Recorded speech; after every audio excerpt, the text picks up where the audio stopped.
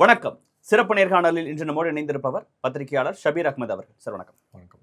164 திமுக வேட்பாளர்கள் பட்டியலை சற்று நேரத்திற்கு முன்பாக தமிழ்நாட்டின் முதலமைச்சர் திமுக தலைவர் ஸ்டாலின் அவர்கள் வெளியிட்டார். அந்த வேட்பாளர் பட்டியலை ஒரு மணி நேரமாக உட்காந்து அனலைஸ் பண்ணிருந்தீங்க. பார்த்த போது உங்களுக்கு சந்தோஷமாக இருக்கா, வருத்தமாக இருக்கா, இல்லை வேட்பாளர்கள் எப்படி தேர்வு பண்ணியிருக்காங்கன்னு நீங்கள் நினைக்கிறீங்க?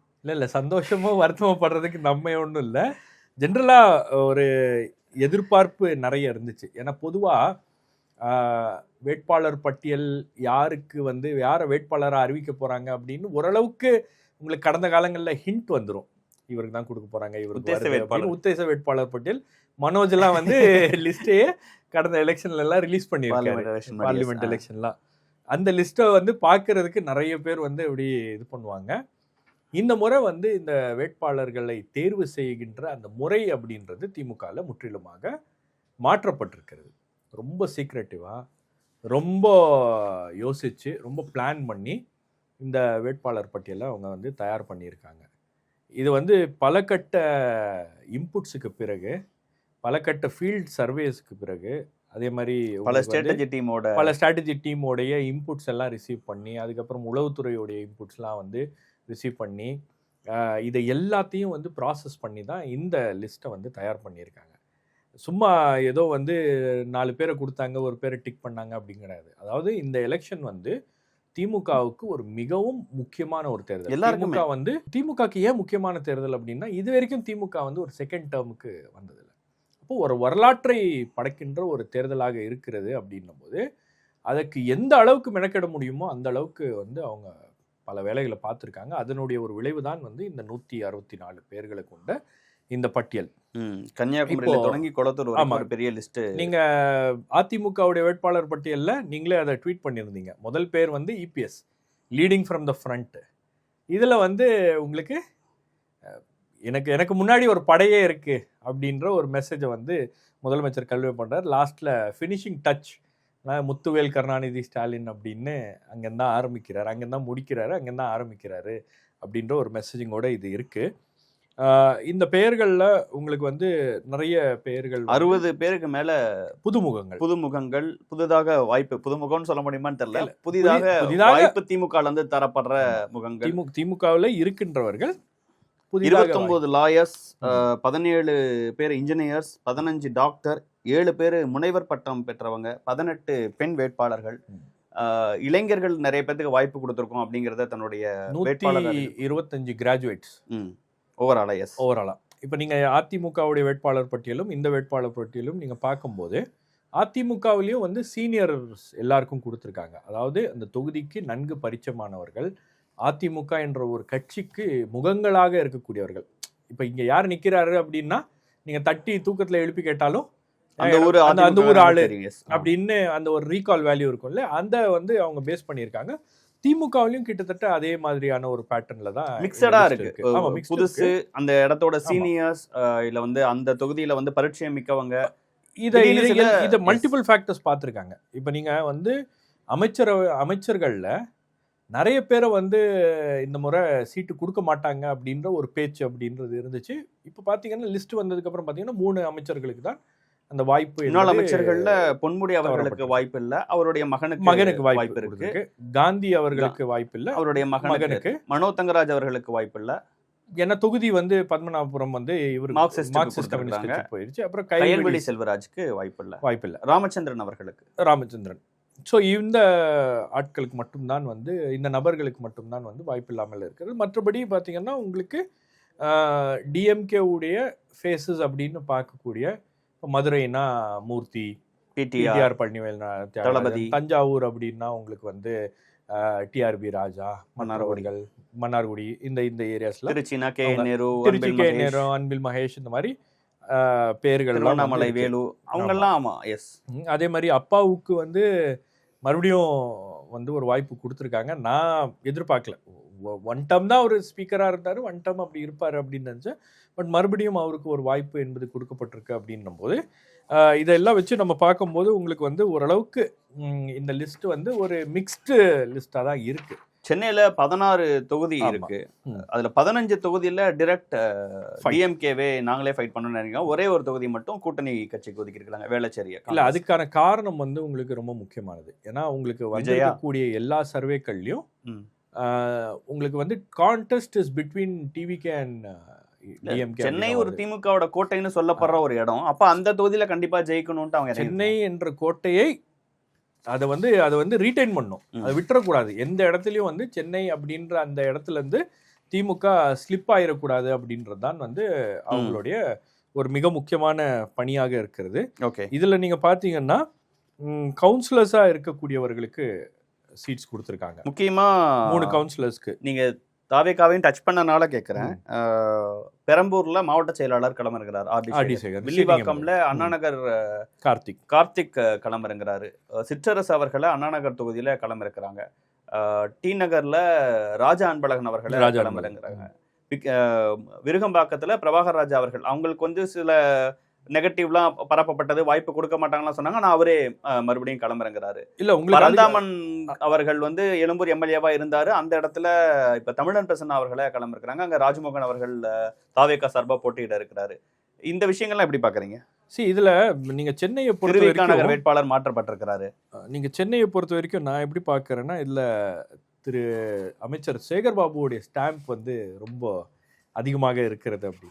ஏன்னா அவருடைய இன்ஃப்ளூயன்ஸ் வந்து இதில் அதிகமாக இருக்கிறது அப்படின்னு. குறிப்பாக பார்த்தீங்கன்னா உங்களுக்கு எங்கே அப்படின்னு பார்த்தீங்கன்னா, உங்களுக்கு எழும்பூர் தொகுதி தமிழன் பிரசன்னா அவர்களுக்கு, பரந்தாமன் அவர்களுக்குமான ஃபைட் எல்லாருக்கும் தெரிஞ்சதுதான். ஆமா, அது வந்து நீங்க வந்து அது எது வரைக்கும் தெரிஞ்சிருக்கோ அது வரைக்கும் எல்லாருக்கும் வந்து இந்த சண்டை அப்படின்றது எல்லாருக்கும் தெரியும்.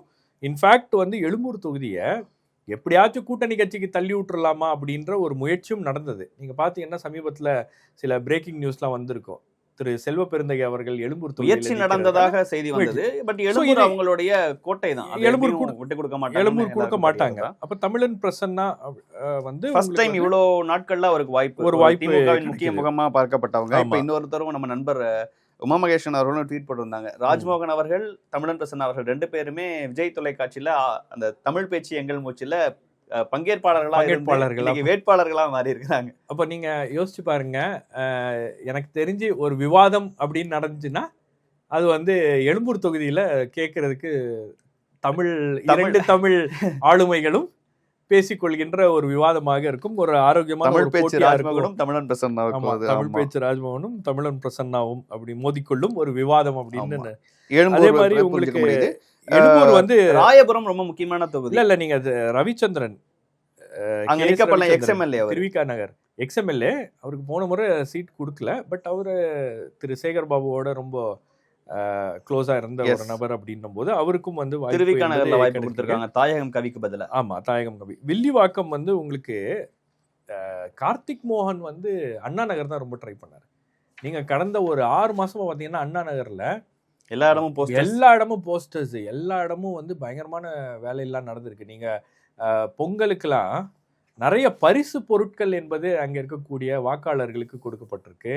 அது மட்டும் இல்லாமல் பூத் ஏஜென்ட்ஸ் இருப்பாங்க இல்லையா, அவங்களுக்கு வந்து ஒரு ஒரு பரிசு பொருட்கள், ஒரு கணிசமான தொகை என்பது வழங்கப்பட்டிருக்கு. அதே மாதிரி உங்களுக்கு வந்து நிறைய இது பகுதியில் இருக்கக்கூடிய திமுக இருக்கக்கூடிய அந்த கிரவுண்ட் லெவல் ஒர்க்கர்ஸ் இருப்பாங்க இல்லையா, அவங்களுக்கெல்லாம் வந்து பைக்ஸ்லாம் வாங்கி கொடுத்துருக்காங்க. அதே மாதிரி இவர் இதெல்லாம் பண்ணுறாரு அப்படின்னோடனே சிற்றரசு வந்து கட்சிக்காரங்களுக்கு டிவி, சோனி டிவி, இந்த மாதிரி விஷயங்கள்லாம் வந்து உங்களுக்கு நியூ இயர் பொங்கலுக்கு சில பரிசுகள்லாம் கொடுக்க வேண்டிய ஒரு இது இருந்துச்சு. அது இவர் ஆக்சுவலாக கொஞ்சம் டிசப்பாயிண்டட் தான் கார்த்திக் மோகன். ஏன்னா அவர் ஒர்க் பண்ணிட்டாரு, நிறைய வேலையை அங்கே பார்த்துட்டாரு. பார்த்ததுக்கு பிறகு அவருக்கு வந்து கிடைச்சிரும் அப்படின்னு ஒரு நம்பிக்கை இருந்துச்சு. பட் லாஸ்ட் மினிட்ல உங்களுக்கு வந்து சிற்றரசு அங்கேயும் கார்த்திக் இங்கேயும் அப்படி போறதுக்கான காரணம் என்ன? இல்லை, அதுக்கு வந்து உங்களுக்கு Chitrarasu is completely backed by Udhayanidhi அவர்கள். உதயநிதி ஸ்டாலினுடைய சாய்ஸ் தான். இப்போ அவருக்கு வந்து அந்த பகுதியில் சிற்றரசு ரொம்ப ட்ரை பண்ணிட்டு இருந்தார். அவர் ஒரு கவுன்சிலராகவும் இருக்கார் அப்படின்னும் போது அந்த ஏரியாவுக்கு கொஞ்சம் ஓரளவுக்கு அவருக்கு வந்து நாலேஜ் இருக்குது. அண்டு மாவட்ட செயலாளர் அவர். அப்போ உங்களுக்கு அந்த இடத்துல வந்து அவருக்கு ஒரு வாய்ப்பு கொடுக்கணும் அப்படின்ற ஒரு ப்ரெஷர் வந்து இங்கேருந்து வந்திருக்கு. அதுக்கப்புறம் கார்த்திக் மோகன் வந்து நீங்கள் வில்லிவாக்கம் அனுப்புனா சரி, ஏன்னா வில்லிவாக்கத்துல உங்களுக்கு வந்து தாவேகா தான் வந்து பிரதானமான ஒரு போட்டியாக இருக்கும். ஆதவர்ஜுனா நிக்கிறாரு அப்படின்னும் போது அவரை மேட்ச் பண்ணணும். நீங்க எல்லா வகையிலும் மேட்ச் பண்ணணும். நீங்க பணபலம், ஆள்பலம், மற்ற விஷயங்கள் எல்லாமே இருக்கு அப்படின்னும் போது கார்த்திக் மோகன் ரைட் சாய்ஸா இருப்பாரு. பட் கார்த்திக் மோகனுக்கு அது ஆக்சுவலா கிடைக்காது அப்படின்ற மாதிரி ஒரு நிலை இருந்துச்சு. அதுக்கப்புறம் வந்து ஃபைனலைஸ் பண்ணிட்டாங்க அப்படின்னாங்க. அதே மாதிரி அம்பத்தூர்ல பாத்தீங்கன்னா உங்களுக்கு ஒரு கவுன்சிலருக்கு தான் வந்து அவங்க பூர்ணிமா உங்களுக்கு. ஸோ சென்னையை பொறுத்த வரைக்கும் உங்களுக்கு வந்து கொஞ்சம் ராயபுரம் சேகர் பாபுவோடைய ஸ்டாம்ப் இருக்கு. ராயபுரம் எக்ஸ்பெக்டட் தான். அண்ட் ஜெயக்குமார் அவர்களை எதிர்க்கிறதுக்கான ஒரு கேண்டிடேட் ஐட்ரீம் ஸ்மூர்த்திக்கு இந்த வாய்ப்புகள் வழங்கப்படாதுங்கிறது இருக்காது அப்படின்னு தெரிஞ்சதுதான். ஸோ அப்படி இருக்கு. வில்லிவாக்கம் வந்து வெற்றியழகன் இருந்தார், அதுக்கு பதிலாக மாறப்பட்டிருக்கு. திருவிக நகர் தாயகம் கவி இருந்தார், இந்த தடவை வேற வேட்பாளர் வந்திருக்கிறாரு. அம்பத்தூர் ஜோசப் சாமுவேல் நீங்க குறிப்பிட்டீங்க. இந்த பிரபாகர் ராஜா எனக்கு ஆக்சுவலா உங்களுக்கு வந்து மறுபடியும் அவருக்கு ஒரு வாய்ப்பு கொடுக்கப்படுமா அப்படின்றது ஒரு பெரிய டவுட்டா இருந்தது. பட் ஏதோ ஒரு இதுல அவருடைய லாஸ்ட் மினிட்ல அவருடைய பெயர் வந்து மறுபடியும் சர்ஃபேஸ் இது மேல வந்துருச்சு. அதே மாதிரி உங்களுக்கு சைதாப்பேட் இதெல்லாம் பாத்தீங்கன்னா ஓகே தான். சேம் கொளத்தூர் மாறவே அவரு இந்த திருவாரூர் போறாருன்னு இல்ல சொன்னாங்க. பட் அது ஆக்சுவலா அவர் திருவாரூர் போனாரு அப்படின்னா ஒட்டு மொத்தமா அது வந்து வேற விதமான ஒரு ஒரு பெர்செப்ஷன் அது உருவாக்கிரும். பாருங்க இங்க வந்து விஜய் நிக்கிறாரு, பெரம்பூர்ல நிக்கிறாரு அப்படின்னா விஜயோட இம்பாக்ட் வந்து உங்களுக்கு திருவிக நகர் மற்ற அவங்க விஜய் ஒரு பொருட்படுத்துறாங்களா அப்படின்னா தெரியல. நீங்க இவ்வளவு தூரம் எல்லாமே விஜய்க்காக தான் பண்றாங்கன்னு சொல்ற மாதிரி அப்படி இல்ல. அந்த மாதிரி ஒரு பேச்சு வந்துரும். இப்ப விஜய் பெரம்பூர்ல நிக்கிறாருன்னா அந்த இம்பாக்ட்லாம் வந்து உங்களுக்கு கொளத்தூர் மற்ற அதனால எந்த விதமான மாற்றங்களையும் திமுக பண்ணல. அதே ஆர்டி சேகர் அவர்கள் ஏற்கனவே பெரம்பூரோட சட்டமன்ற உறுப்பினர், அவரே நிக்கிறாரு, மாவட்ட செயலாளர். அந்த எந்த சலசலப்புக்கும் நாங்கள் அஞ்ச மாட்டோம் அப்படின்னு ஒரு மெசேஜை வந்து திமுக கன்வே பண்றாங்க. நீங்க அதிமுகவிலையும் பாத்தீங்கன்னா அதே மாதிரிதான். நீங்க அதிமுக கூட்டணி கட்சிக்கு கொடுத்துட்டாங்க. ஏன்னா அதுல ஒரு கணக்கு இருக்குன்னு நினைக்கிறேன். நாளைக்கு விஜய் வந்து ஒரு கணிசமான இடங்களை பெற்று வாங்கினாரு அப்படின்னா விஜயை வந்து இன்னும் வந்து மனதளவுல ஒரு அலையன்ஸ் பார்ட்னரா பாக்குறாங்க. இப்போ உங்களுக்கு அக்ரிமெண்ட் தான் சைன் பண்ணல, பேச்சுவார்த்தை இல்ல. அதிமுகவை பொறுத்த வரைக்கும் விஜய் வந்து மனதளவுல ஒரு போஸ்ட் எலெக்ஷன் சினாரியோல ஒரு ஹங் அசம்பிளி மாதிரி வருது, இல்ல ஒரு பெரும்பான்மை கிடைக்கல அப்படின்னும் போது விஜய் வந்து நமக்கு உதவுவார் அப்படின்றது இபிஎஸ் உடைய ஒரு கணிப்பாக இருக்கிறது. ஓகே. சோ அந்த அடிப்படையில உங்களுக்கு வந்து சொல்ல போனா டைரக்ட் ஃபைட் வேண்டாம் அப்படின்னு அவாய்ட் பண்றாங்க. பெரம்பூர்ல சேகர் பாபு அவர்களே களமிறக்கப்படலாம்னு பேசப்பட்டது. ஆனா அவருடைய உங்களுக்கு அந்த பழைய இதுக்கே போயிட்டாருல்ல, அவர் துறைமுகம்லயே தான் நிக்கிறாரு. சேப்பாக்கம் திருவல்லிக்கேணி உதயநிதி ஸ்டாலின் அவர்கள், ஆயிரம் விளக்கு எழிலன் நாகநாதன், அண்ணா நகருக்கு தான் சிற்றரசு, விருகம்பாக்கம், சைதாப்பேட்டை சேம் தான், மா சுப்பிரமணியன் தான், தியாகராய நகர் ராஜா அன்பழகன், புசி ஆனந்த் அவர்கள் நிக்கிறதா சொல்லக்கூடிய ஒரு தொகுதி. அந்த தொகுதிக்கு ராஜா அன்பழகன், அது என்ன காரணம்? பாப்புலர் நேம், தெரிஞ்ச இடம், தெரிஞ்ச நபர், தொகுதிக்கு பரிச்சயமான நபர், அப்பாவுடைய ஒரு குட்வில்லும் அங்க இருக்கு. நிச்சயமா அது வந்து ஒர்க் அவுட் ஆகும். மயிலாப்பூர் மயிலை வேலு பாஜக நிக்கிற ஒரு மயிலை வேலு மேல நிறைய கம்ப்ளைண்ட்ஸ்லாம் இருந்துச்சு. பட் அது இருந்தா கூட அதெல்லாம் வந்து ஓரம் ஒதுக்கி விட்டு அவங்க வந்து மறுபடியும் கொடுத்துருக்காங்க அப்படின்னா அது ஒரு கேம்பிள் தானே. ஓகே. இப்போ மற்ற செங்கல்பட்டு, தாம்பரம், ஆலந்தூர், சோழிங்கநல்லூர், ஆலந்தூர் தாமோன்பரசன் அது எந்த விதமான மாறுதல்களுக்கும் உட்படாத ஒரு விஷயம். தாம்பரம் சிட்டிங் எம்எல்ஏ மாற்றப்பட்டிருக்காருன்னு நினைக்கிறேன். கிருத்திகா தேவி எம்பிபிஎஸ் அவங்களுக்கு ஒரு வாய்ப்பு கொடுக்கப்பட்டிருக்கு. ஆமா. ஸோ ஓவராலா சென்னைக்கு இவங்க சூஸ் பண்ணியிருக்க கேண்டிடேட்ஸ் மாற்றங்கள் இதெல்லாம் ஓவராலா என்ன நினைக்கிறீங்க சார்? இல்லை, சென்னை வந்து டிஎம்கே தன்னுடைய டாமினன்ஸை வந்து எஸ்டாப்ளிஷ் பண்ணும். அதை விட்டுறக்கூடாது எந்த வகையிலையும். உங்களுக்கு வந்து ஒரு 4 முனை போட்டியில் ஒரு டிவிகே, நாம் தமிழர் கட்சி, அதிமுக எல்லாமே இருக்கும்போது அவங்க வந்து அந்த டாமினன்ஸை விட்டுறக்கூடாது. சென்னை அப்படின்றது அவங்களுக்கு ஒரு மிக முக்கியமான ஒரு அடையாளம். அந்த பார்ட்டிக்கான ஒரு ப்ரெஸ்டீஜ் அப்படின்றது வந்து ஒரு ப்ரெஸ்டீஜ் பேட்டில் அப்படின்னா அது சென்னை தான். ஸோ அந்த சென்னை அப்படின்ற இதில் வந்து அவங்களுடைய ஹெவி வெயிட்ஸ், அவங்களுக்கு நன்கு அறிந்த முகங்கள், களமாடக்கூடிய நபர்கள் எல்லாரையும் வந்து சென்னையில் களமிறக்கி இருக்காங்க. நீங்கள் பார்த்தீங்கன்னா ஜுபேர் கானா இருக்கட்டும், அல்லது தமிழன் பிரசன்னா இருக்கட்டும், அல்லது ரவிச்சந்திரனா இருக்கட்டும், கார்த்திக் மோகனா இருக்கட்டும், ஆர்டி சேகர், எல்லாருமே பார்த்தீங்கன்னா ஓரளவுக்கு உங்களுக்கு வந்து ஃபீல்ட் ஒர்க்கில் கட்சியினருக்கு கூட வந்து ஒரு பரிச்சயம் இருக்கணும்ல. நீங்கள் புதுசாக ஒரு கேண்டிடேட் போடுறீங்க, கட்சிக்காரங்களுக்கு யாருன்னே அந்த கேண்டிடேட் தெரியல அப்படின்னும் போது இப்போ இந்த திமுக அதிமுக வந்து old and tried and tested ஃபார்முலாவை தான் அவங்க வந்து எடுத்திருக்காங்க கையில். புதிதாக ஒரு பெரிய சேஞ்சஸோ புதிதாக ஒரு பெரிய மாற்றங்களோ அவங்க வந்து கொண்டு வரல. காரணம் என்னன்னா உங்களுக்கு ஒரு 3 கார்னர் கண்டெஸ்ட்டில் கேண்டிடேட்டுடைய ரீகால் வேல்யூ இருக்குல்ல, கேண்டிடேட் மேட்டர்ஸ். இப்போ நீங்க விஜய் உடைய கட்சிக்கு எந்த கேண்டிடேட் அப்படின்னா உங்களுக்கு யார் இப்போ எக்மோருக்கு ராஜ்மோகன் வராருன்னு தெரியும். திருவிக நகருக்கு யார் வர போறாரு? 254 விஜய் தான். அவ்வளவுதான். இந்த இடத்துல தான் உங்களுக்கு வந்து ஒரு டிஃபரன்சியேஷனை கொடுக்க முடியும். அதிமுக அதை தான் செய்திருக்கிறது. நீங்க ஏன் வந்து அதிமுகல பழைய அமைச்சர்கள் அந்த கேபினெட் ஒட்டுமொத்தமாக ஒரு சில நபர்களை தாண்டி எல்லாருமே அந்த லிஸ்ட்ல இருக்காங்க. அதே மாதிரி உங்களுக்கு பார்த்தீங்கன்னா எக்ஸ் எம்எல்ஏஸ், சிட்டிங் எம்எல்ஏஸ், அதுக்கப்புறம் எக்ஸ் எம்பிஸ் எல்லாருக்கும் வந்து மீண்டும் ஒரு வாய்ப்பு என்பது கொடுக்கப்பட்டிருக்கு அப்படின்னா அது ஒரு ரீகால் வேல்யூ தான்.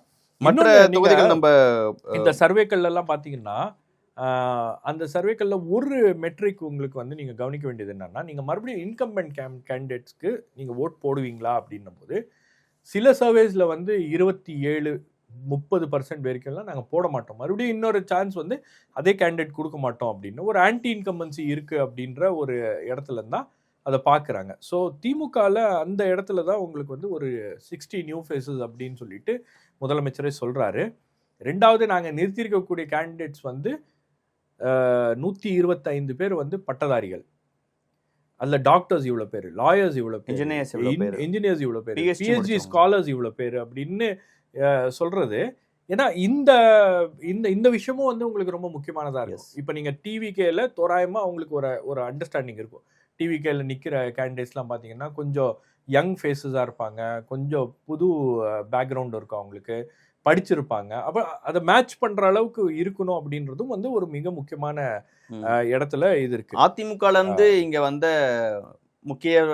புதுமுகங்கள், திமுகவுக்கு புதுமுகங்கள், திமுகவுக்கு புதுமுகங்கள்.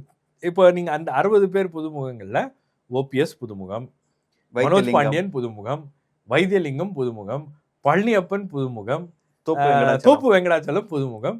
ஸோ இந்த புதுமுகங்களும் இதுல இருக்கு. இப்போ நீங்க ரொம்ப பட் டிஎம்கேல இருந்து அவங்க கண்டெஸ்ட் பண்றது நியூ திங் தானே, அதாங்க புதுமுகம். சி நீங்க ஒரு விஷயம், நீங்க அதாவது ஓபிஎஸ் வந்து திரு வைத்தியலிங்கம், மனோஜ் பாண்டியன் இவங்களை எல்லாரையும் சேர்த்துக்கிட்டு ஒன்னா கூப்பிட்டு வந்திருந்தான்னு நினைச்சிங்களேன், 2 சீட் கொடுத்துருப்பாங்களா? ஓ, தனித்தனியா வந்து நான் தனியா வரேன் எனக்கு ஒரு சீட்டு கொடுங்க, நான் தனியா வரேன் எனக்கு ஒரு ஓபிஎஸ் ஒரு ஸ்ட்ராட்டஜி பண்ணிருக்காரு. சோ ஓபிஎஸ் ஒரு ஸ்ட்ராட்டஜி இல்ல பண்ணிருக்காரு, அது தெரியுது இல்ல. இல்ல இது வந்து ஆனா அங்க இருந்து திமுக சார்பாக போட்டியிடணும்னு நினைக்கிற கேண்டிடேட்ஸ் டிஸ்டர்ப் பண்ணும். அது டிஸ்டர்ப் பண்ணும், கேண்டிடேட்ஸ் ஆகணும்னு நினைச்சவங்க அது டிஸ்டர்ப் பண்ணும், கேண்டிடேட்ஸ் ஆகணும்னு நினைச்சவங்களை டிஸ்டர்ப் பண்ணும். பட் தலைமை முடிவு பண்ணிருச்சு அப்படின்னா அதெல்லாம் செட்ரைட் பண்ணி தான் பண்ணியிருப்பாங்க. ஏன்னா இவங்க நீங்க பாத்தீங்கன்னா இவங்களை கூப்பிட்டு வந்தவங்க ஒரு அஷூரன்ஸ் கொடுத்துருப்பாங்கல்ல. இப்போ ஓபிஎஸ் கூப்பிட்டு வந்தது யாரு? திரு சேகர் பாபு அவர்கள் பேசி கூப்பிட்டு வந்தார். திரு சேகர் பாபு அவர்கள் தான் மனோஜ் பாண்டியனை பேசி கூப்பிட்டு வந்தார், வைத்தியலிங்கம் மற்றது. ஸோ நான் அதான் சொன்னேன், இந்த சேகர் பாபுவுடைய ஸ்டாம்ப் வந்து இதில் வந்து ரொம்ப பெருசாக இருக்குது. அவர் கூப்பிட்டு வந்த ஆட்களுக்கு யார் யாருக்கெல்லாம் எந்தெந்த தொகுதிகள் எல்லாம் கொடுக்கணுமோ அந்த ப்ராமிஸை ஆனர் பண்ணுறது ஓகே இதில் ஒரு முக்கியமான விஷயமா இருக்குது. ஓகே, அதே மாதிரி உங்களுக்கு பார்த்தீங்கன்னா இந்த காஞ்சிபுரம் மேயர்ஸ், இதில் வந்து மேயர்ஸாக இருக்கக்கூடியவர்கள் தஞ்சாவூர் மேயர், திருப்பூர் அவங்களுக்கு கொடுத்துருக்காங்க, திருப்பூர் மேற்கு, சென்னை மேயருக்கு வாய்ப்பு வரும், திருப்பூர் தெற்கு, ஆமா சென்னை மேயருக்கு வாய்ப்பு வரும்னு. பட் அது இந்த வாட்டி அதுவும் அமைச்சர் சேகர் பாபு தான் முடிவு பண்ணியிருக்கணும். அவர் முடிவு பண்ணியிருந்தாருன்னா திருவிக நகர் வந்திருக்கும். அதே மாதிரி ஒசூர் எஸ்ஏ சத்யா இவங்க வந்து 3 மேயர்ஸை வந்து இது பண்ணியிருக்காங்க.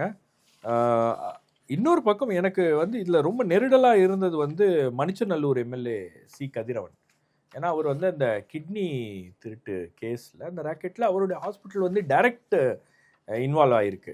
அதன் மீது நடவடிக்கையும் எடுக்கப்பட்டிருக்கு. தோ அந்த ஹாஸ்பிட்டலில் வந்து நீங்கள் மற்ற ஹாஸ்பிட்டலாக இருந்துருந்துச்சுன்னா அதை இழுத்து மூடி இருப்பாங்க இன்னும். ஆனால் அதுக்கு வந்து அந்த டிரான்ஸ்பிளான்ட் லைசன்ஸை மட்டும் கேன்சல் பண்ணிவிட்டு அந்த ஹாஸ்பிட்டலில் இயங்கக்கூடிய ஒரு இது பண்ணியிருக்காங்க. ஸோ அவருக்கு வந்து ஒரு பின்புலம் என்பது இருக்கிறது, ஒரு பணபலம் என்பது இருக்கிறது அப்படின்னும் போது இந்த எம்எல்ஏ வந்து எனக்கு தெரிஞ்சு உங்களுக்கு வந்து அங்கே இருக்கக்கூடிய பல தொகுதிகளுக்கு இவர் தான் ஃபண்ட் பண்றாரு அப்படின்ற ஒரு நிலையும் இருக்கிறது. பழனியாண்டி அவர்கள் மேல சமீபத்தில் ஒரு குற்றச்சாட்டு வந்தது, அவர் பேர் லிஸ்ட்ல இல்ல. ஓ, பழனியாண்டி மேல இல்ல. ஆமா, பழனியாண்டி அவர்கள் பேர் லிஸ்ட்ல இல்ல, அந்த சர்ச்சைகள்ல சிக்கன எம்எல்ஏ. ஸோ இந்த கதிரவனுடைய பெயர் வந்திருப்பது அப்படின்றது மேபி அவங்களுக்கு வந்து அந்த அவரை தவிர்க்க முடியாது அப்படின்னு சொல்லிட்டு. இன்ட்ரெஸ்டிங்கான ஒரு இன்னொரு விஷயம், திருச்சி கிழக்குல இன்னொரு தொகுதியா விஜய் அவர்கள் போட்டியிடுவார்னு சொல்லப்படுற ஒரு விஷயம். அங்க இனிகோ இருதயராஜ் போட்டியிடுறாரு அந்த தொகுதி. ஏன்னா இனிகோ இருதயராஜ் சில நாட்களுக்கு மாதங்களுக்கு முன்பாக அவரே தாவேக்கால இணைய போறதெல்லாம் சில செய்திகள்லாம் அது வந்துச்சு. இனிகோ இருதயராஜ் வந்து அவர் வந்து ஒரு கட்சிக்காரர் கிடையாது, திமுக கட்சிக்காரர் கிடையாது. பட் அங்கே அவருக்கு ப்ராப்ளம்ஸ் இருந்துச்சு. ஏன்னா உங்களுக்கு திருச்சியில் இருக்கக்கூடிய திமுகவில் இருக்கக்கூடிய உட்கட்சி பிரச்சனை என்ன அப்படின்றது அங்கே இருக்கக்கூடிய எல்லாருக்கும் தெரியும், தமிழ்நாட்டில் இருக்கிறவங்க எல்லாருக்கும் தெரியும். ஸோ ஒருத்தருக்கு ஒருத்தர் அங்கே வந்து ஒரு ப்ராப்ளம் இருந்துக்கிட்டே இருக்குது. பட் மீண்டும் அவருக்கு ஒரு வாய்ப்பு கொடுத்திருப்பதற்கான காரணம் என்னன்னா, உங்களுக்கு திருச்சியில் வந்து திருச்சி அந்த அந்த தொகுதியில் அவர் இனிகோ எழுதுகிற தொகுதியில் கிறிஸ்துவர்கள் அதிகமாக இருக்கக்கூடிய ஒரு தொகுதி. நீங்கள் அங்கே வேற எந்த கேண்டிடேட்டை போட்டாலும் உங்களுக்கு வந்து அது ஒரு சிக்கலை ஏற்படுத்தும். ஏன்னா உங்களுக்கு வந்து இந்த கிறிஸ்டியன் கம்யூனிட்டியுடைய வாக்குகள் அப்படின்றது இந்த தேர்தலில் ரொம்ப முக்கியம் அப்படின்றதுனால தான் இந்த முறை கிறிஸ்மஸுக்கு முதலமைச்சர் வந்து கன்னியாகுமரி போனார், மதுரைக்கு போனார், துணை முதலமைச்சர் கன்னியாகுமரிக்கு போனார். அதுக்கப்புறம் எல்லா கிறிஸ்மஸ் நிகழ்வுகளும் வந்து ரொம்ப விமர்சையாக கொண்டாடிய ஒரு காட்சிகளை எல்லாம் நம்ம பார்த்தோம். அப்போ அதெல்லாம் வந்து இவர் தான் ஏற்பாடு பண்ணார். நீங்கள் அங்கே இருக்கக்கூடிய கிறிஸ்துவ சமூகத்தை சேர்ந்த முக்கியஸ்தர்கள், அதே மாதிரி அங்கே இருக்கக்கூடிய பிஷப்ஸு எல்லார்ட்டையும் பேசுகிறாங்க. எல்லார்ட்டையும் வந்து உங்களுடைய கோரிக்கைகள் என்ன, அந்த கோரிக்கைகளை நாங்கள் நிறைவேற்றுறோம் அப்படின்லாம் சொல்லி சில வாக்குறுதிகள் எல்லாம் கொடுத்துருக்காங்க. ஏன்னா உங்களுக்கு வந்து விஜய் ஃபேக்டர் அங்கேயும் வந்து ஒரு சின்ன டிஸ்டர்பன்ஸை வந்து திமுகவுக்கு கிரியேட் பண்ணுது. அதே மாதிரி இன்னைக்கு வந்து கூட்டணி கட்சிகளுக்கும் வந்து கூட்டணி கட்சிக்கு போகிறதுக்கு முன்னாடி சார் ரொம்ப முக்கியமான சொல்லிருங்க, செந்தில் பாலாஜி அவர்கள் தொகுதி மாறி இருக்காரு.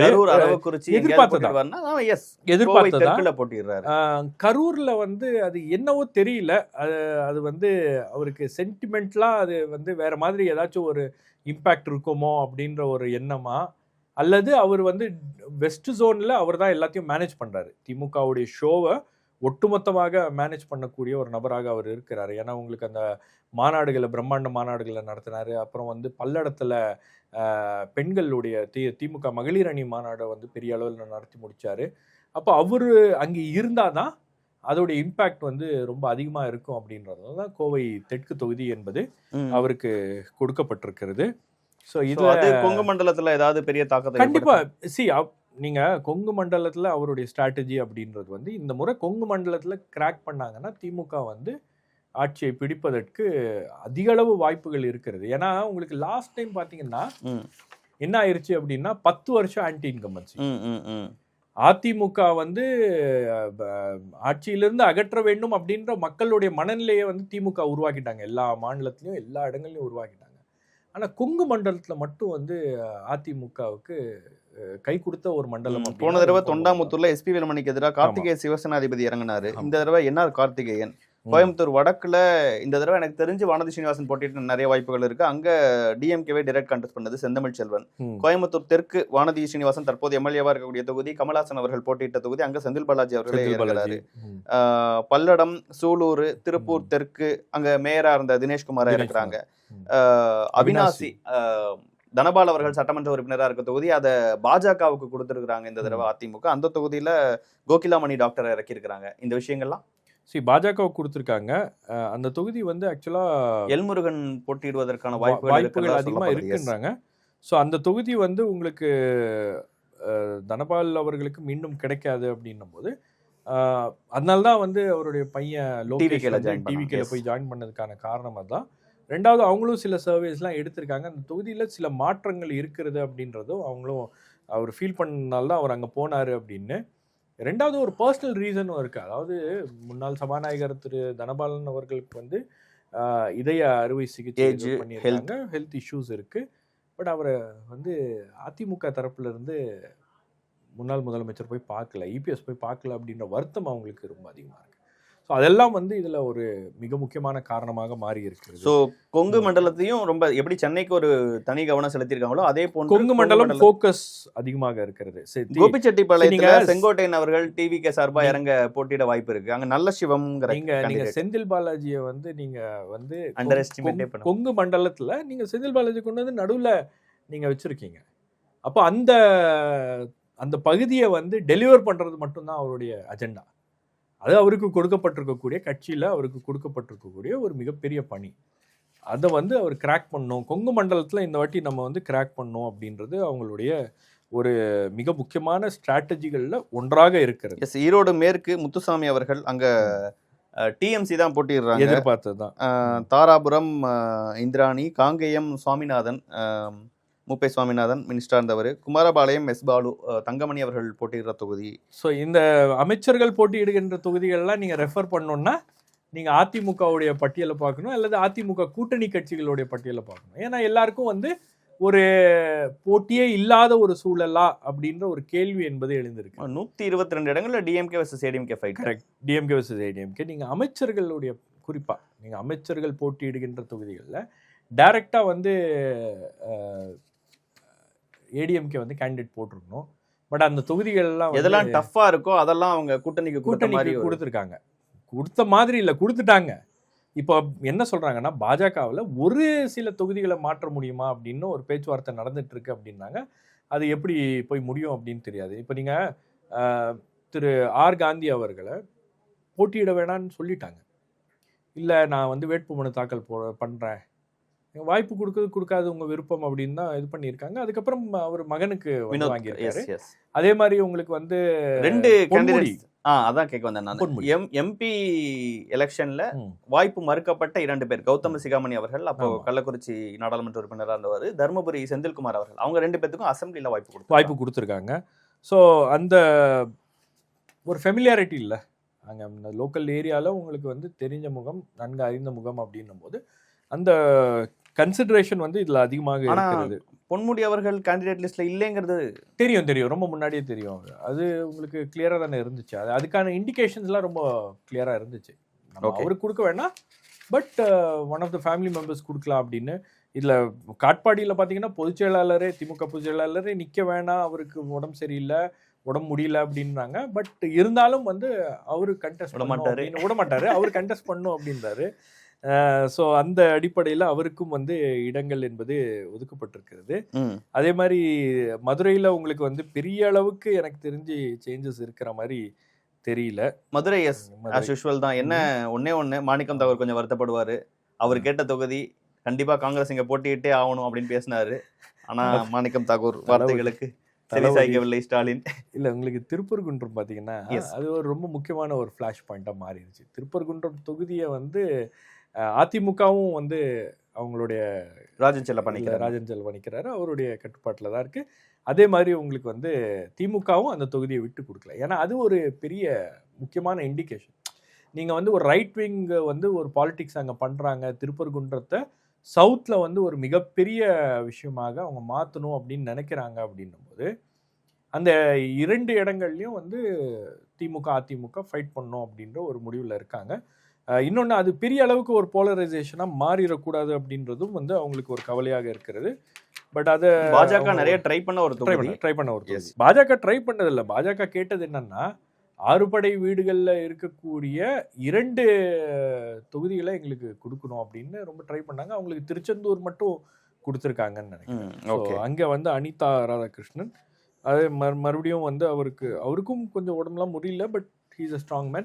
இல்ல என்னன்னா, திருச்செந்தூரை பத்தி பேசும்போது, தூத்துக்குடியை பத்தி பேசும்போது கனிமொழி அவர்களை பத்தி பேசாம இருக்க முடியாது. ஏன்னா அவங்களுக்கு ஒரு வாய்ப்பு நிறைய இந்த தடவை கொஞ்சம் புஷ் இருந்தா சார். அவங்க நிறைய இருந்துச்சு. பிளஸ் அவங்களுக்காக வேட்புமனு நிறைய பேர் தாக்கல் பண்ணியிருந்தாங்க, விருப்பமனு தாக்கல் பண்ணியிருந்தாங்க. பிளஸ் அவங்களுக்கு வந்து நிறைய சீனியர்ஸ் வந்து அவங்க மறுபடியும் வரணும் அப்படின்றது ஒரு ஸ்டேட் பாலிடிக்ஸ்க்கு வந்துருங்க நீங்க அப்படின்ற மாதிரியும் ஒரு புஷ் இருந்துச்சு. ஆனால் திமுக தரப்பில், தலைமை தரப்பில் அதை வந்து பெருசாக அவங்க வந்து ரசிக்கலை. அது ஒரு ஸ்பெகுலேஷன் இருந்துச்சு. அது வந்து ஏதோ வந்து சும்மா நம்ம ஊடகங்கள் அப்படி பேசணும் அப்படின்றதுலாம் கிடையாது. ஒரு உண்மையான ஒரு ஸ்பெகுலேஷன் இருந்துச்சு. அவங்களுக்கும் ஒரு ஆசை இருந்தது. நீங்கள் திரு சீமான் அவர்கள் அவங்களுக்கு ஏன் வந்து வாய்ப்பு கொடுக்க மறுக்கிறாங்க அப்படின்றது, வானதி ஸ்ரீனிவாசன் அவர்கள், மற்றவங்க எல்லாரும் பேசுகிறாங்க. ஏன்னா அது ரொம்ப ஆப்வியஸாக இருந்துச்சு. உங்களுக்கு திமுகவில் அவங்கள வந்து டெல்லியிலையும் வந்து இந்த காங்கிரஸில் இவ்வளவு பிரச்சனை உருவாக்குறதுக்கு முன்னாடி டெல்லியிலையும் வந்து அவங்கள சைட்லைன் பண்ணுறாங்களோ அப்படின்ற ஒரு இது இருந்துச்சு. ஏன்னா உங்களுக்கு கூட்டணியை வந்து கடைசியில் அவங்க பேசி தான் எல்லாத்தையும் ஃபைனலைஸ் பண்ணாங்க. அப்போது அவங்களுக்கு ஒரு வாய்ப்பு கொடுத்துருக்க வேண்டும், ஒரு ட்ரை பண்ணியிருந்துருக்கலாம் அவங்க. என்ன இருக்கு அவங்களுக்குள்ள என்ன விதமான டிஸ்கஷன் நடந்தது நமக்கு தெரியல. எஸ் டெஃபினட்டா. பட் அவங்களுக்கு ஒரு வாய்ப்பு கொடுத்துருக்குறதுல எனக்கு தெரிஞ்சு ஒரு முக்கியமான தேர்தலில் அவங்களுடைய பங்களிப்பு அப்படின்றது இருப்பதற்கான ஒரு வாய்ப்பு இருந்துச்சுன்னா அலோவ் பண்ணி இருந்திருக்கலாம். ஓகே. திருவாரூர் பூண்டி கலைவாணன், மன்னார்குடி டிஆர்பி ராஜா, திருவிடைமருதூர் கோவிச்செழியன், கும்பகோணம் சாக்கோட்டை கா அன்பழகன், இதெல்லாம் நம்ம வந்து லிஸ்ட் வரதுக்கு முன்னாடி இவங்க தான்ட்டு நம்மளே எழுதிக்கலாம். மனோஜ் அனௌன்ஸ் பண்ணிடுவார்ல இதெல்லாம். இந்த தொகுதிகள்லாம் அவங்கள தாண்டி யாரும் இல்லை. ஒரத்தநாடு வைத்தியலிங்கம் அங்கே போய் ஜாயின் பண்ணும்போதே தெரிஞ்சது. இந்த இடங்கள்ல எல்லாம் வேட்பாளர் பூண்டி கலைவாணன் உங்களுக்கு வந்து ஒரு இது இருந்துச்சு, முதலமைச்சர் அங்கே போறாரு அப்படின்னா அவருக்கு வேற ஏதாச்சும் ஒரு இடத்துல அவர் மூவ் ஆகிறதுக்கான வாய்ப்பு இருந்துச்சு. பட் முதலமைச்சர் அது. ஸோ இன்னைக்கு இன்ட்ரெஸ்டிங்கா மதுரை மத்திய தொகுதி பழனிவேல் தியாகராஜன் அவர்கள் பிடிஆர் அவர்களுக்கு சுந்தர் சி அவர்கள் எதிர்த்து களமிறங்குறாரு. ஆமா, மதுரை வடக்கு மாணிக்கம் தாகூர் ரொம்ப விருப்பப்பட்ட பிடிச்ச தொகுதி. ஆனா தளபதி அவர்களே களமிறங்குறாங்க. திருப்பரங்குன்றம்ல கிருத்திகா அவர்களை இறக்கி இருக்கிறாங்க. ஆலங்குடி சிவமையநாதன், திருமயம் ரகுபதி, புதுக்கோட்டை முத்துராஜா, விராலிமலை செல்லப்பாண்டியன். ஸோ இது எல்லாமே. ராமநாதபுரம் காதர் பாட்ஷா, முதுகுளத்தூர் ராஜகண்ணப்பன், அருப்புக்கோட்டையில் KKSSR, திருச்சூழியில் தங்கம் தென்னரசு. நிறைவா கேண்டிடேட் அனாலிசிஸோட நிறைவா பகுதியா போடி நாயகனூர்ல முடிச்சிருவோமா? சரி, புதுமுகம் அவருக்கு அறிமுகம் தேவையா? போடி எனக்கு தெரிஞ்ச அதெல்லாம் முன்னாடியே பேசினதான். ஸோ அவருக்கான வாய்ப்புகளை வந்து நம்ம கொடுக்குறோம். தங்க தமிழ்ச்செல்வன் அவர்களும் ட்ரை பண்ணாருன்னு நினைக்கிறேன். ட்ரை பண்ண வாய்ப்பு இருக்கு, பண்ணியிருப்பாரு. பட் OPS வரலன்னா மேபி அவருக்கான ஒரு வாய்ப்பு. ஏன்னா இன்னொரு முறை ஆட்சி வருகிறது அப்படின்னா உங்களுக்கு வந்து ஒரு மினிஸ்டர் ஆவதற்கான ஒரு வாய்ப்புகள் அதிகமாக இருக்கிறது. இப்போ போடியில் திரு OPS ஜெயிச்சார்னா அவருக்கு என்ன எப்படி அகாமடேட் பண்ண போகிறாங்க, என்ன அவர் ஸ்பீக்கராக போடலாம் அப்படின்ற மாதிரி ஒரு எண்ணம் இருக்கிறது. அப்போது அப்பாவை என்ன பண்ண போகிறாங்க அப்படின்லாம் தெரியல. அமைச்சராக்குவாங்க. ஸோ மேபி அதான் இதை எல்லாமே வந்து உங்களுக்கு இதில் ரொம்ப இது என்னன்னா இந்த முறை வந்து திமுக ரொம்ப பிளானோட வேலை பார்த்துருக்காங்க. ஒவ்வொரு மண்டலத்துக்கும் தகுந்த மாதிரியான ஸ்ட்ராட்டஜியோட ஒரு ஸ்ட்ராட்டஜி. அதே மாதிரி உங்களுக்கு வேற கட்சியில இருந்து வந்தவங்களுக்கு சரியான வாய்ப்புகள், இங்க இருக்க சீனியர்ஸ்க்கு சரியான வாய்ப்புகள், புதுமுகங்களுக்கு சரியான வாய்ப்புகள்னு ஒரு மிக்சடா பண்ணியிருக்காங்க. அதெல்லாம் பண்ணாங்க. ஆனால் கூட இருந்த கூட்டணியை வந்து அவங்க கூட்டணி கட்சிகளை குறிப்பாக CPI, CPM, VCK இவங்களுக்கெல்லாம் வந்து இன்னும் கூடுதல் இடங்களை கொடுத்துருக்கணும். அவங்க கேட்குற தொகுதிகளை கொடுத்துருக்கணும். அதில் சில அதிருப்திகள் இருக்கிறது அப்படின்றது தெரியுது. ரெண்டாவது உங்களுக்கு வந்து தேமுதிகவுக்கு நீங்கள் ஒரு 10 தொகுதிகளை கொடுத்தது அப்படின்றது அது ஒரு பெரிய ஹார்ட்பானை ஏற்படுத்தியிருக்கு. மேபி எல்லாரும் வெளியே சொல்லும் போது எங்களுக்கு அடுத்த கட்சிக்கு கொடுத்த தொகுதிகளை பற்றி எங்களுக்கு கவலை இல்லை, எங்களுக்கு தொகுதிகள் அப்படின்னு பேசலாம், பெருந்தன்மையா பேசலாம். ஆனால் தொண்டர்கள் மத்தியில் அந்த ஒரு இது வந்து ஒரு இன்ட்ரெஸ்ட் இருக்கும்ல, அது வந்து உங்களுக்கு ஒரு விதமான ஒரு அதிருப்தியை அது உருவாக்கி இருக்கிறது. அதெல்லாம் வந்து நம்ம இல்லை, ஒன்றுமே இல்லை, எல்லாம் சரியாயிருச்சு, ஒரு வாரம் அது இப்படி இருக்கும், 2 வாரம் அப்படி இருக்கும், வேட்பாளர் அறிவிச்சு களத்துக்கு போனோடனே மாறிடும் அப்படின்லாம் சொல்லுவாங்க. பட் ஏதோ ஒரு இடத்துல அந்த ஒரு சின்ன ஒரு டிஸ்டர்பன்ஸ் வந்து உள்ளுக்குள்ளே இருக்குது. பட் நீங்கள் அன்எக்ஸ்பெக்டட் லைன்ஸ் தான் இதில் இருக்குது. பட் அதே சமயத்தில் வந்து இந்த புது முகங்களை வந்து கொண்டு வருவதற்கான காரணமும் வந்து நிறைய இருக்குது. ஏன்னா உங்களுக்கு நிறைய இடத்துல உங்களுக்கு வந்து கான்டெஸ்ட் வந்து இப்போ நம்ம இதையா எடுத்த சர்வேஸாக இருக்கட்டும், மற்ற சர்வேஸாக இருக்கட்டும், அதில் சொல்கிறது என்னன்னா உங்களுக்கு நிறைய இடத்துல வந்து டிவிகேவோட ஒரு கான்டெஸ்ட் வந்து உருவாகி இருக்கு. சொல்லாமல் எப்படி இன்டர்வியூ முடிக்க முடியும்? இல்லை, அப்படி இருக்கிறது அப்படின்றது. ஏன்னா இன்னொன்று ஏடிஎம்கேக்கான அந்த கிராஃப் வந்து ஏறுறது இப்போதான் இந்த கூட்டணி பேச்சுவார்த்தை, இந்த சீட் ஷேரிங் இது எல்லாமே கொஞ்சம் சுமூகமாக முடிஞ்சு அவங்க இந்த லிஸ்ட்டை வேகத்தில் போயிட்டு இருக்காங்கன்னு சொன்னார். இவங்க இந்த லிஸ்ட்டை ரிலீஸ் பண்ண உடனே ஒரு நம்பிக்கை வந்து தொண்டர்களுக்கு ஏற்படும். அதுக்கு முன்னாடி வந்து உங்களுக்கு வந்து அந்த மாதிரி ஒரு சிச்சுவேஷன் இல்லை. ஸோ ஏடிஎம்கேவோட பலம், டிவிகேவோட புது வரவு, இது எல்லாத்தையும் பிளான் பண்ணி ஸ்ட்ராட்டஜி வைஸ் ஒர்க் பண்ணியிருக்காங்க. அதே மாதிரி இவங்கெல்லாம் வந்து ஒரு பக்கம் அதிமுக வந்து பிரச்சாரத்துக்கே போயிட்டாங்க, ரிலீஸ் பண்ணிட்டாங்க. இன்னொரு பக்கம் திமுகவும் ரிலீஸ் பண்ணி பிரச்சாரத்துக்கு போயிட்டாங்க. இன்னொரு பக்கம் தாவேகா பார்த்தீங்கன்னா நாளைக்கு ரிலீஸ் பண்றாங்க. பட் ஒரு இக்கட்டான சூழல் தாவேகாவுக்கு பர்மிஷன் வாங்குறது, இந்த மற்ற விஷயங்கள்ல ஒரு பிரச்சனை இருக்கு அப்படின்னு அவரும் வந்து கம்ப்ளைண்ட் கொடுக்கறது, இந்த மாதிரியான சில விஷயங்களை வந்து பண்ணிட்டு இருக்காரு. ஸோ எனக்கு தெரிஞ்சு அவருடைய லிஸ்ட் வந்ததுக்கப்புறம், தாவேகாவுடைய லிஸ்ட் வந்ததுக்கப்புறம் நம்ம பார்த்தோம்னா ஒரு கிளியர் ஐடியா கிடைக்கும். ஏன்னா இந்த 2 எஸ்டாப்ளிஷ் பழைய ஜெயண்ட்ஸ் இதில் இருக்கக்கூடிய முகங்கள் தொகுதிக்கு நன்கு பரிச்சயமான முகங்கள். இதில் இருக்கிறதும் மேக்சிமம் வந்து அந்த டிஎம்கேவுடைய ரஜினிகாந்த் அவர்கள் சொன்ன மாதிரி வந்து 2 பேரும் 2 ஜாம்பவான்கள், 2 ஜாம்பவான்கள், கோர் இன்ஃப்ராஸ்ட்ரக்சர் ஸ்ட்ரென்த்து, பார்ட்டியுடைய ஒட்டுமொத்த வெயிட்டும் வந்து இவங்களுக்கு பின்னாடி இருக்கு அப்படின்னும் போது இதை தாவேக்கா எப்படி சமாளிக்க போகிறாங்க, தாவேக்காவுடைய கேண்டிடேட்ஸு அவங்களுடைய இம்பேக்ட் என்னவாக இருக்க போகிறது அப்படின்றத பார்க்கணும். நீங்கள் மதுரை மேற்கு விஜய், மதுரை தெற்கு விஜய், உஸ்லம்பட்டி விஜய் அப்படின்னு அந்த கணக்கில் தான் மக்கள் வந்து அந்த கேண்டிடேட்ஸை பார்ப்பாங்களா, அல்லது இவங்களோட கம்பேர் பண்ணாங்கன்னா அந்த கேண்டிடேட்ஸுடைய ஸ்டாண்டிங் என்னவாக இருக்க போகிறது அப்படின்றதும் நம்ம பொறுத்திருந்து பார்க்கலாம் சார். இவ்வளோ நேரம் நேரத்தையும் கருதலையும் பகிர்ந்து கொண்டதற்கு மிக்க நன்றி.